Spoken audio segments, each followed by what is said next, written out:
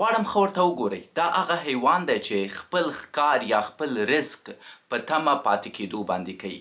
دا غلی کینی او داسې غلی کینی چې اصلا خورېږم نه، او نور حیوانات فکر کوي چې دا تیږه ده یا د لرګي یوه حصه ده، او بالاخره راځي د ده په څنګ کې ویده کیږي او په دې وخت کې دا ښکار کوي. د بلې لوري تاسو بیا دا حیوان ګورئ، دا د خپلې سوري په واسطه باندې ښکار کوي یا خپل رزق لاسته راوړي.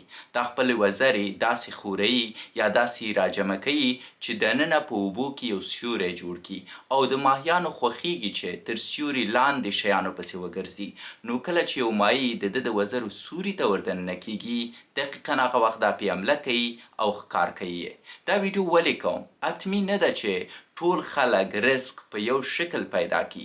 ځینې خلک یې په منډو پیدا کوي، ځینې خلک یې په دفتر کې په آرامه چوکۍ کې پیدا کوي، ځینې خلک یې په چیغو پیدا کوي، او ځینې خلک یې په خواریو پیدا کوي. مهمه خبره دا ده چې ګټونکي اوسئ. ستاسو یې په اړه نظر څه دی؟ حتما راته ووایاست.